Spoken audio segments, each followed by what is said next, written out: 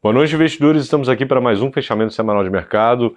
Hoje, dia 17 de abril, sexta-feira, com meu colega João Vitor Meneghelli, para a gente passar para as principais notícias da semana. E, obviamente, as principais notícias da semana, como já é há mais de um mês, se tratam da guerra, né? Mas antes, vamos falar de um único indicador econômico que saiu durante a semana: a inflação ao produtor nos Estados Unidos. Esse dado é importante justamente porque ele mede de uma maneira mais rápida, né, os impactos da guerra na inflação. O número veio ruim, né? Ele veio alto, subindo. Entretanto, todo mundo esperava um número muito pior. Então, essa notícia ruim acabou sendo positiva, sinal de que os impactos estão sendo um pouco menores do que esperado. Óbvio, tem que continuar acompanhando a transmissão na cadeia de preços da alta do petróleo. Mas essa primeira notícia aqui já veio num tom mais positivo. Falando da guerra, a gente começou a semana num tom mais nervoso, né? Os Estados Unidos anunciaram um bloqueio marítimo ao Irã. Antes, né, só passava navio pelo Estreito de Hormuz, navios iranianos ou de aliados iranianos. Agora não passa navio de ninguém. Por que isso é importante? Porque assim como seus vizinhos, o Irã também depende do Estreito de Hormuz para poder escoar sua produção de petróleo. E o Irã é muito dependente dessa venda de petróleo para poder se financiar tanto as atividades normais do governo, tanto as atividades relacionadas à guerra. Então os Estados Unidos agora botam uma pressão econômica também em cima do Irã. Aparentemente surgiu o efeito. Hoje, principalmente, entre ontem e hoje, o Irã sinalizou que ia permitir a livre passagem de navios pelo Estreito de Hormuz. Os Estados Unidos, entretanto, sinalizaram que não iam acabar com um bloqueio marítimo. Então, tá naquele vai e vem, que a gente já está acostumado, fala que vai abrir, depois fecha, fala que vai abrir, depois fecha, mas a impressão que o mercado tem, a impressão que o pessoal tem é que funcionou essa pressão econômica que os Estados Unidos está fazendo, e a gente vai para o final de semana num tom mais positivo, com negociações andando, né?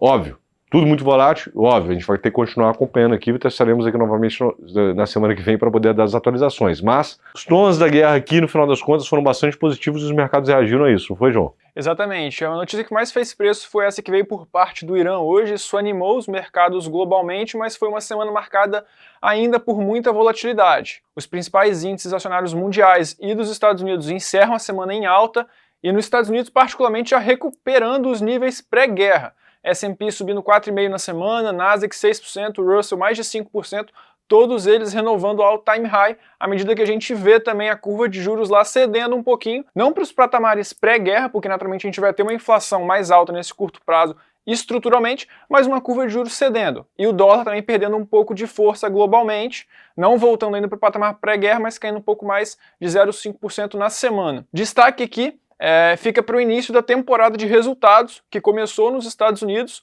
Os bancos, como já de tradição, abrem a temporada lá por fora. E assim, foi uma semana positiva nos mercados e os balanços também vieram positivos.